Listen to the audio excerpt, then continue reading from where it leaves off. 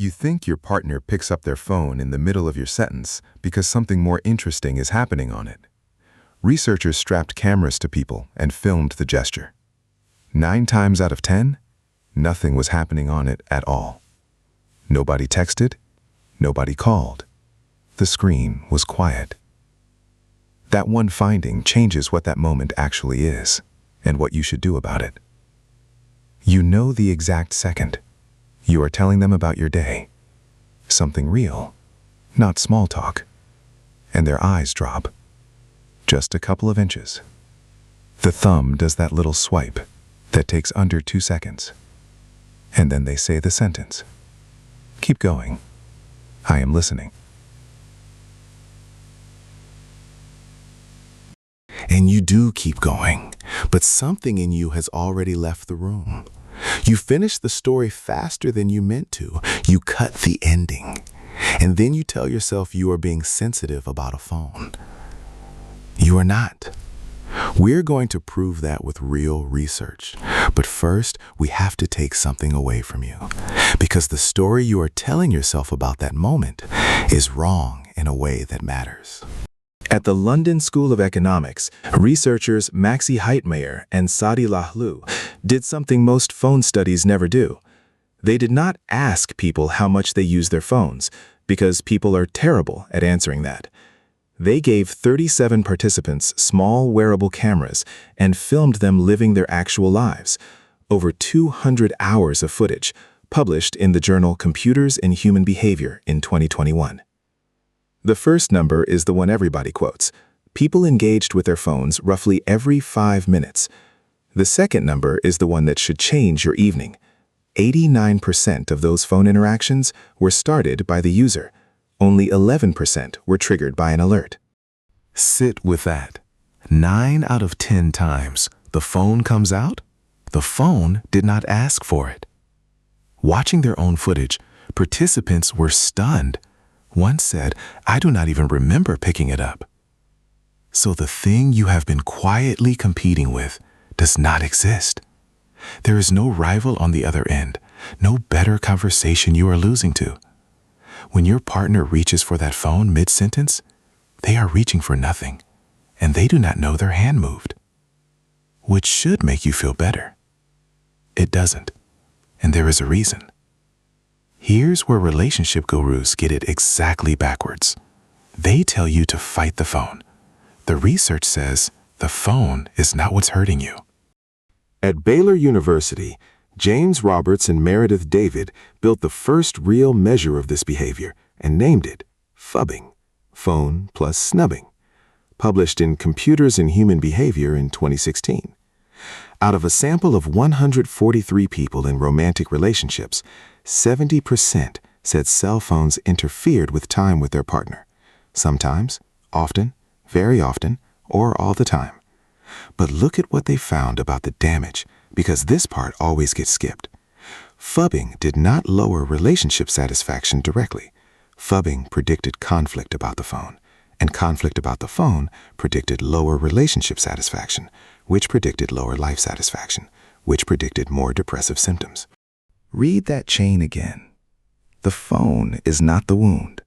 The argument about the phone is the wound.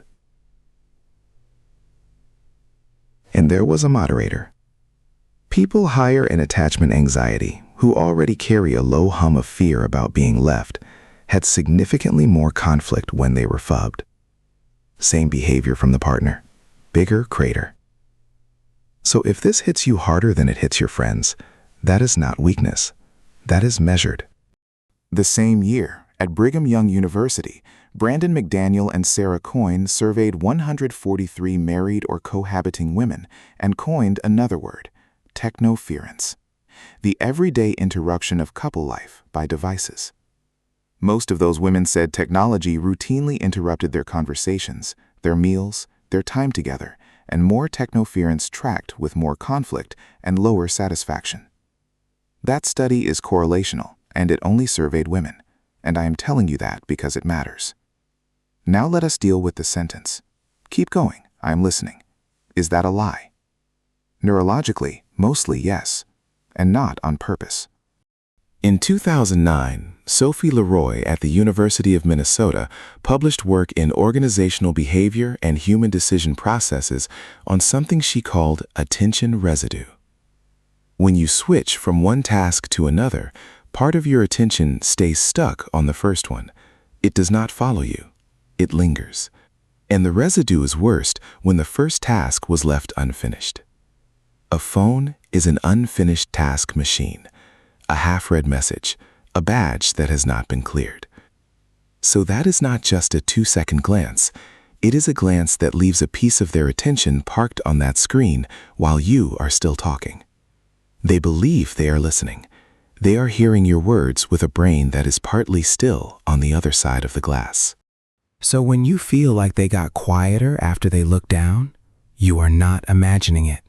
You are detecting the residue. And that detector is not a flaw in you. It is ancient equipment.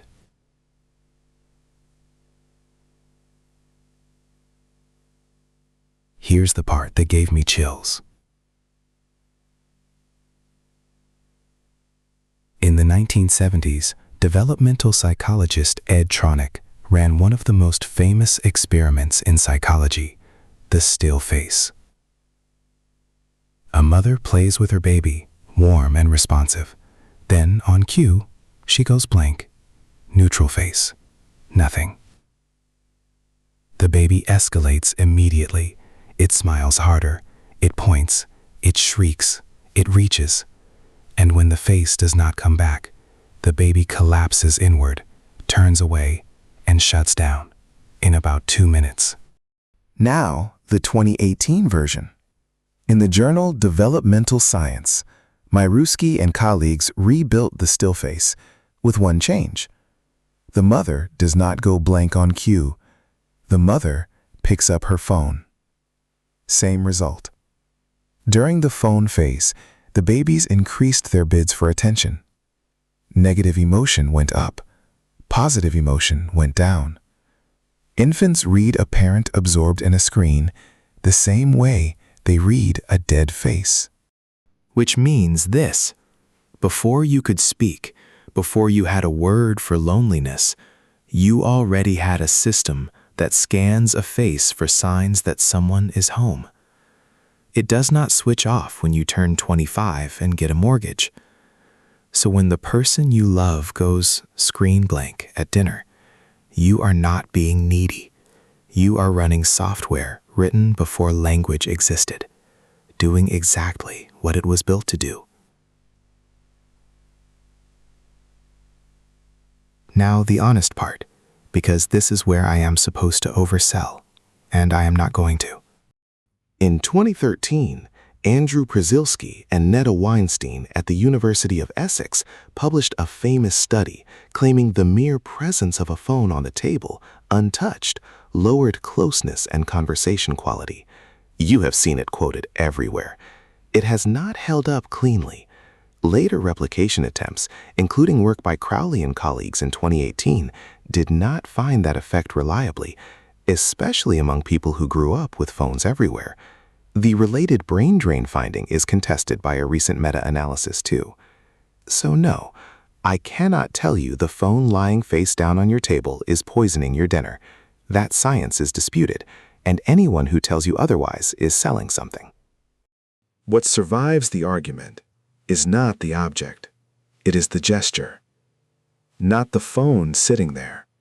The moment the eyes leave. So here is what to actually watch. And it is not what you think. Do not count how many times they pick it up. That number is meaningless, because 89% of the time, it is a habit their brain never authorized. Counting it will only make you angrier at someone who is not choosing. Watch what happens when you ask. Say it once, small and warm. Hey, can that wait? I'm not done. If they put it down and come back, that was a habit. Habits are fixable, and they were never about you. But if that small, calm ask keeps turning into an argument, if asking for their eyes gets treated as an attack, over and over across weeks, then pay attention, because the phone was never the subject. The Baylor chain already told you where that road goes. That is not a diagnosis. It is a conversation you two are overdue for. And if it is bigger than a conversation, that is what professionals are for. Your partner is talking to you all day long, just not with words. If you are watching this next to someone who is on their phone right now, send it to them. Do not explain it. Just watch their face when they realize what they are reading.